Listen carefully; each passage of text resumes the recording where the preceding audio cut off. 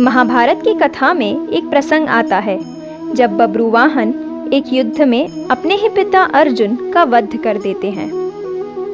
अर्जुन ने द्रौपदी और सुभद्रा के अलावा अन्य 2 विवाह भी किए थे। उनकी एक पत्नी का नाम था उलूपी।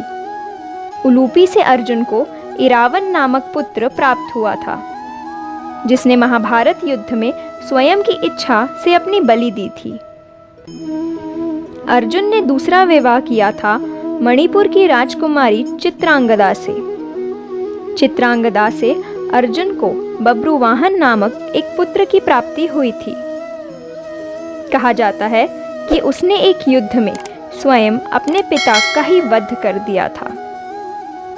महाभारत युद्ध में भीष्म पितामह के वध होने पर युधिष्ठिर बहुत दुखी हुए थे। तब महर्षि वेदव्यास और श्री कृष्ण ने उन्हें समझाया और उन्हें धर्म पूर्वक शासन करने के लिए कहा। शोक निवारण के लिए भगवान श्री कृष्ण के कहने पर महर्षि वेदव्यास ने युधिष्ठिर से अश्वमेध यज्ञ करने के लिए कहा। तब युधिष्ठिर ने कहा कि इस समय हस्तिनापुर का राजकोष खाली हो चुका है। अश्वमेध यज्ञ करने के लिए बहुत से धन की आवश्यकता होती है जो उपलब्ध नहीं है।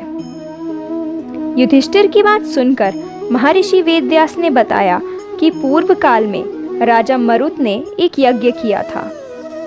उस यज्ञ में उन्होंने ब्राह्मणों को बहुत सा सोना दान में दिया था। सोना अधिक मात्रा में होने के कारण ब्राह्मण उस सोने को अपने साथ नहीं ले जा सके थे, तो वह उस सोने को वहीं छोड़ गए। वह सोना आज भी हिमालय पर मौजूद है। उस धन से अश्वमेध यज्ञ किया जा सकता है। महर्षि वेदव्यास की बात सुनकर युधिष्ठिर ने ऐसा ही करने का निर्णय लिया। महर्षि वेदव्यास के कहने पर पांडव हिमालय की ओर प्रस्थान करने लगे। वहां महर्षि के बताए अनुसार राजा मरुत के धन को उन्होंने प्राप्त कर लिया। फिर धन लेकर पांडव हस्तिनापुर आ गए। पांडवों ने शुभ मुहूर्त देखकर अश्वमेध यज्ञ का शुभारंभ किया। अर्जुन को अंगरक्षक बनाकर अश्व को छोड़ दिया गया। वह अश्व जहां भी जाता था, अर्जुन उसके पीछे पीछे जाते थे। अनेक राजाओं ने पांडवों की अधीनता स्वीकार कर ली, क्योंकि अर्जुन से युद्ध करने के लिए कोई तैयार ही नहीं था। वहीं कुछ राजाओं ने मैत्रीपूर्ण संबंधों के आधार पर पांडवों से संधि कर ली थी।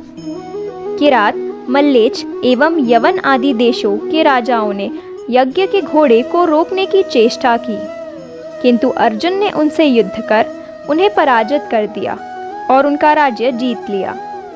इस तरह विभिन्न देशों के राजाओं के साथ महारथी अर्जुन को युद्ध करना पड़ा। फिर अश्वमेध यज्ञ का घोड़ा घूमते घूमते मणिपुर पहुंचा। वहां की राजकुमारी चित्रांगदा से अर्जुन को बब्रुवाहन नामक पुत्र था। बब्रुवाहन ही उस समय मणिपुर का राजा था। जब बब्रुवाहन को अपने पिता अर्जुन के आने का समाचार मिला, तो उनका स्वागत करने के लिए वह नगर के द्वार पर गए। अपने पुत्र बब्रुवाहन को देखकर अर्जुन ने कहा कि मैं इस समय यज्ञ के घोड़े की रक्षा करता हुआ तुम्हारे राज्य में आया हूं, इसलिए तुम मुझसे युद्ध करो। जिस समय अर्जुन बब्रुवाहन से ये बात कह रहा था, उसी समय नागकन्या उलूपी भी वहां आ गई थी। उलूपी भी अर्जुन की पत्नी थी। उलूपी ने भी बब्रुवाहन को अर्जुन से युद्ध करने के लिए उकसाया। अपने पिता अर्जुन व सौतेली माता उलूपी के कहने पर अर्जुन पुत्र बब्रुवाहन युद्ध के लिए तैयार हो गए। अर्जुन और बब्रुवाहन में भीषण युद्ध होने लगा। अपने पुत्र का पराक्रम देखकर अर्जुन बहुत प्रसन्न हुए। बब्रुवाहन उस समय युवक ही थे। अपने बाल स्वभाव के कारण बिना परिणाम पर विचार करे उन्होंने कामाख्या देवी से प्राप्त एक तीर अर्जुन पर छोड़ दिया। उस बाण की चोट से अर्जुन बेहोश होकर धरती पर गिर पड़े। बब्रुवाहन भी उस समय बहुत घायल हो चुके थे। वह भी बेहोश होकर जमीन पर गिर पड़े। तभी वहां बब्रुवाहन की माता चित्रांगदा भी आ गई थी। अपने पति व पुत्र को घायल अवस्था में धरती पर पड़ा देख उन्हें बहुत दुख हुआ।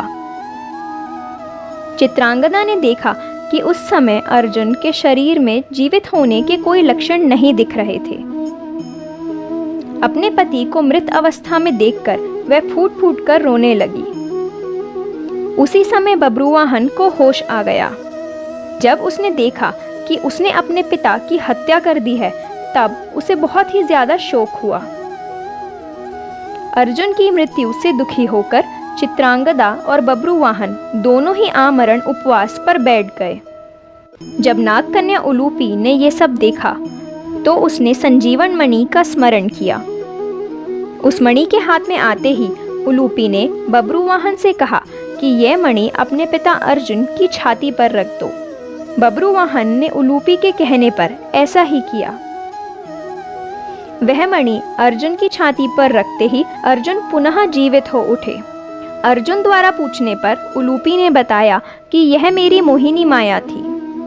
उलूपी ने कहा कि छल पूर्वक भीष्म का वध करने के कारण वसु आपको श्राप देना चाहते थे।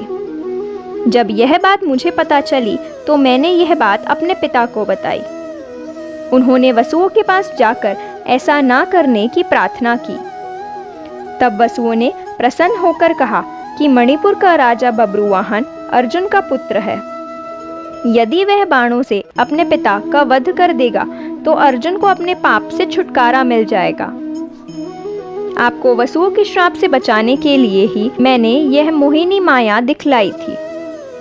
इस प्रकार पूरी बात जानकर अर्जुन, बब्रुवाहन और चित्रांगदा बहुत प्रसन्न हो गए। अर्जुन ने पुत्र बब्रुवाहन को अश्वमेध यज्ञ में आने का निमंत्रण दिया और पुनः अपनी यात्रा पर चल दिए। इस प्रकार अर्जुन अन्य देशों के राजाओं को पराजित करते हुए पुनः हस्तिनापुर लौट आए। अर्जुन के आने की खबर सुनकर युधिष्ठिर एवं श्री कृष्ण बहुत प्रसन्न हुए। तय समय पर उचित स्थान देखकर यज्ञ के लिए भूमि का चयन किया गया। शुभ मुहूर्त से यज्ञ प्रारंभ हुआ। यज्ञ को देखने के लिए दूर दूर से राजा महाराजा आए थे। पांडवों ने सभी का उचित आदर सत्कार किया। बब्रुवाहन, चित्रांगदा एवं उलूपी भी उस यज्ञ में शामिल होने आए थे। यज्ञ संपूर्ण होने पर युधिष्ठिर ने पूरी धरती ब्राह्मणों को ही दान दे दी। तब महर्षि वेदव्यास ने कहा कि ब्राह्मणों की ओर से यह धरती मैं पुनः तुम्हें वापस करता हूँ। इसके बदले तुम सभी ब्राह्मणों को स्वर्ण दे दो। युधिष्ठिर ने सभी ब्राह्मणों को इतना दान पाकर ब्राह्मण भी तृप्त हो गए। ब्राह्मणों ने पांडवों को आशीर्वाद दिया और इस प्रकार अश्वमेध यज्ञ सकुशल संपन्न हो गया। तो दोस्तों, आपको वीडियो कैसी लगी कमेंट करके ज़रूर बताएं।